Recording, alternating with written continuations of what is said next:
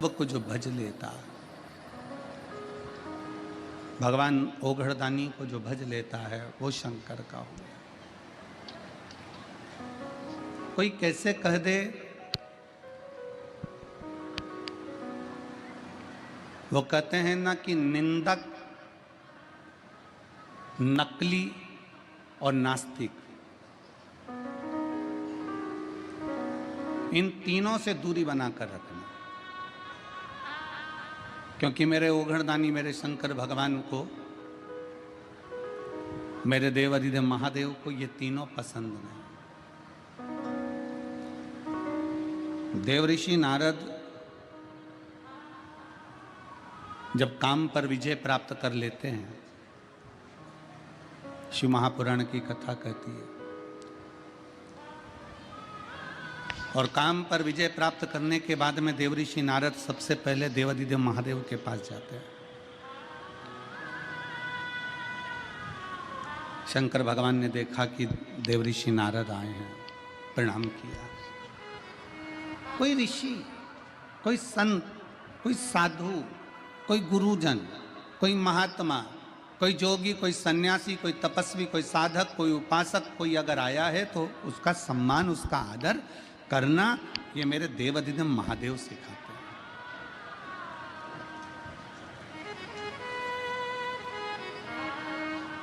ये मेरे शिव सिखाते हैं। पूरी शिव महापुराण की कथा को उठाकर देख लीजिए, पूरे शंकर के चरित्र को उठाकर देख लीजिए। 24,000 श्लोक की ये शिव महापुराण की कथा, 12 संहिताओं में, 12 खंडों में बटी हुई ये शिव महापुराण की कथा। पूरी कथा में किसी भी देवी या किसी भी देवता की कहीं निंदा नहीं।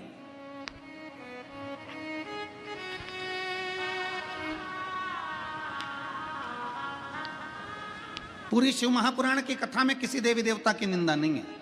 पूरी शिव महापुराण की कथा में एक बात जरूर लिखी है कि शंकर करुणा कैसे करते हैं, शिव कृपा कैसे करते हैं, शिव दया कैसे करते हैं।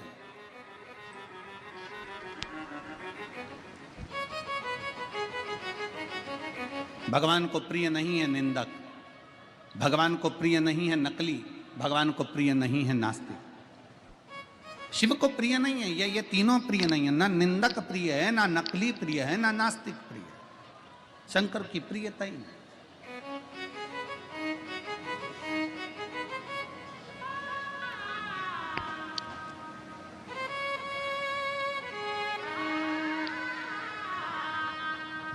बाबा भोलेनाथ बैठे हुए थे, देव ऋषि नारद का आगमन हुआ, प्रणाम किया। नारद जी आए, प्रणाम, आदर किया, सम्मान किया, सत्कार किया। नारद जी आइए, क्या बात है।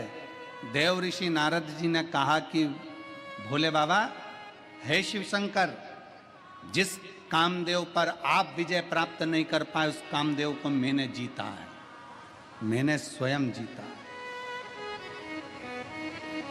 भगवान शंकर सिंहासन से उठे और भगवान शिव सिंहासन से उठकर अपने गले की रुद्राक्ष की माला मेरे देव अधिदेव महादेव ने निकाली और देव ऋषि नारद के गले में डाल दी। देव ऋषि नारद के गले में डाली।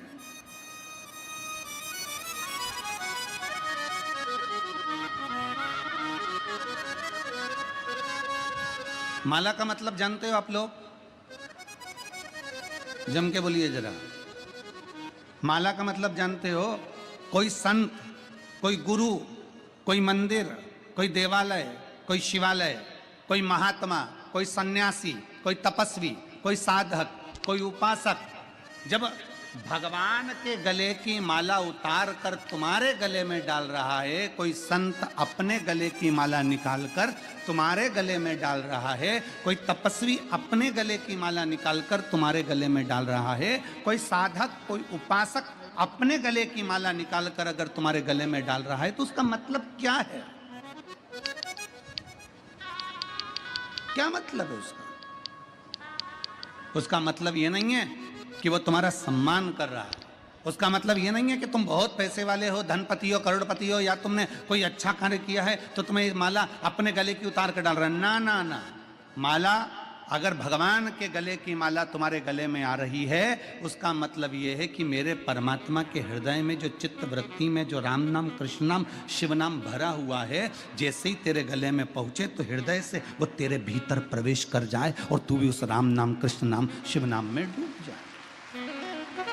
किसी संत, किसी साधु, किसी तपस्वी, किसी साधक, किसी उपासक, किसी महात्मा के गले की माला तुम्हारे गले में अगर आती है तो वो माला डलते से ही तुम्हारे जब हृदय से आकर टच होती है, तो जो संत के हृदय में जो राम, जो कृष्ण, जो शिव बैठा हुआ है, जो संत के हृदय में, जो महात्मा के हृदय में, जो उसने तप साधना करी है, राम की करी, दत्त की करी, शिव की करी, कृष्ण की करी, उसके हृदय में जितनी उसने माला जपी है, जो राम कृष्ण शिव उसके दिल में बैठा है, उस राम कृष्ण शिव का दर्शन जैसे ही तुम्हारे गले में माला पहुंचे तो तुम्हारे हृदय में वो राम कृष्ण शिव बैठे और तुम भी भगवान का दर्शन कर सको, जैसे वो संत ने दर्शन किया। उसका साक्षीकरण कराने के लिए ये माला का दान प्रदान।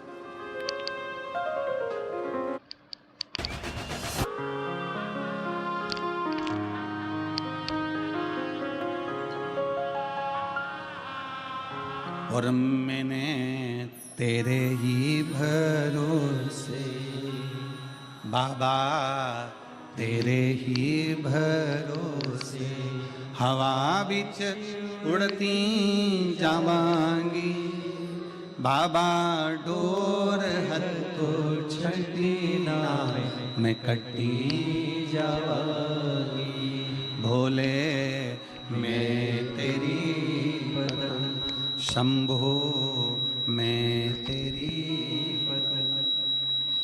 हवा बिच उड़ती जावांगी, बाबा डोर हथो छड़ी ना मैं कटी जावांगी। माला शिव ने अपने गले की रुद्राक्ष की माला निकालकर शंकर भगवान ने देव ऋषि नारद को वो माला दे दी। देव ऋषि नारद के गले में वो माला आ गई।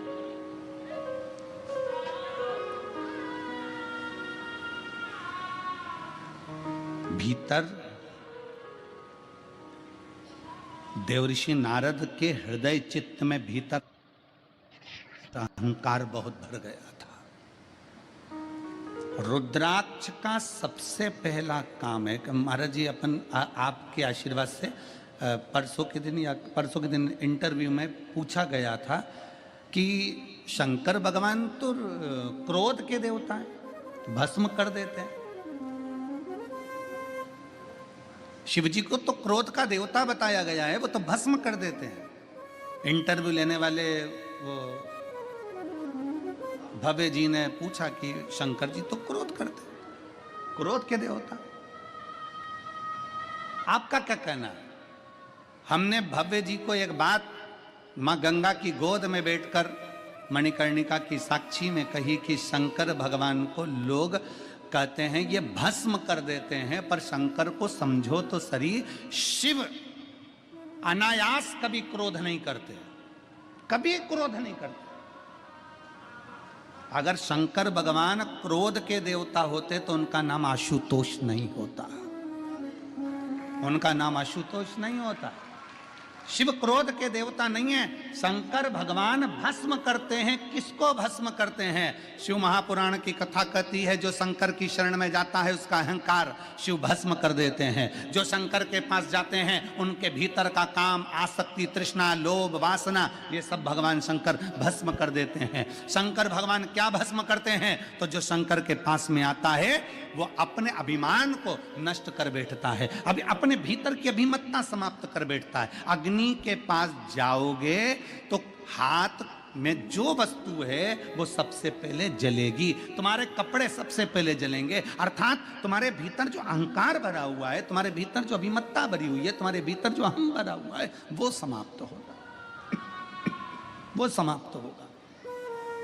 तुम्हारे भीतर जो भरा हुआ,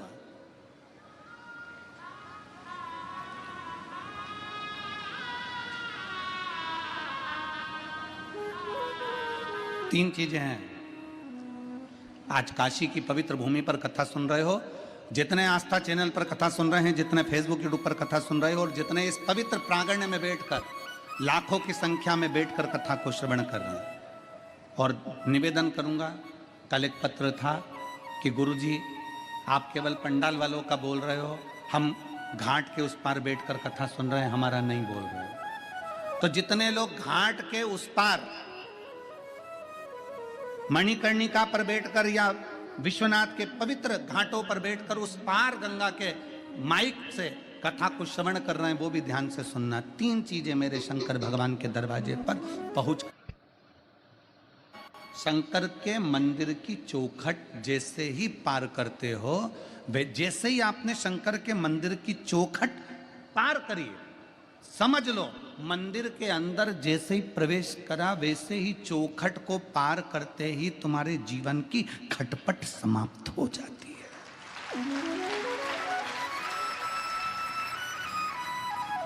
मंदिर में, भगवान शंकर के देवालय में, शिवालय में जैसे ही प्रवेश करोगे, चौखट के अंदर गए और खटपट समाप्त। दूसरा, भगवान शंकर के मंदिर में पहुंचकर जब शिखर का दर्शन करते हो, शिखर,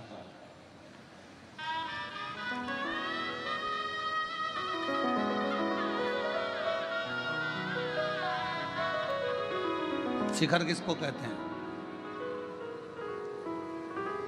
बोलिए, जम के बोलिए। जो बनता गया है, पत्थर का बनते बनते बनते बनते ऊपर तक गया, वो शिखर है।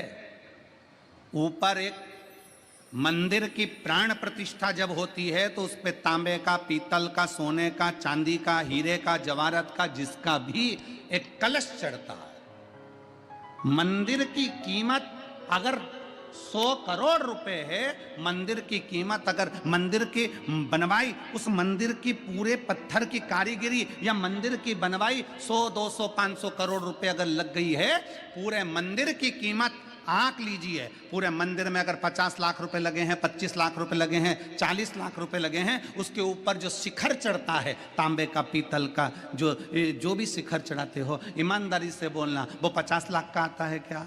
जम के बोलो जरा।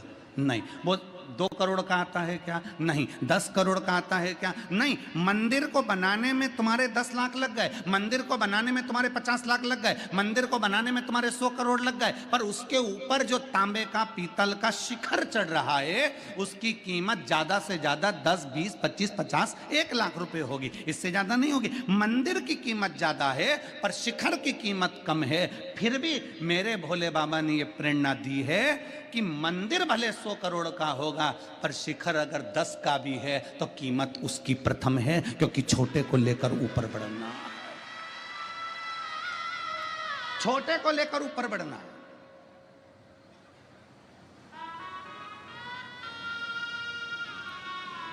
छोटे से छोटे व्यक्ति को आगे बढ़ाने का प्रयास किया जाए।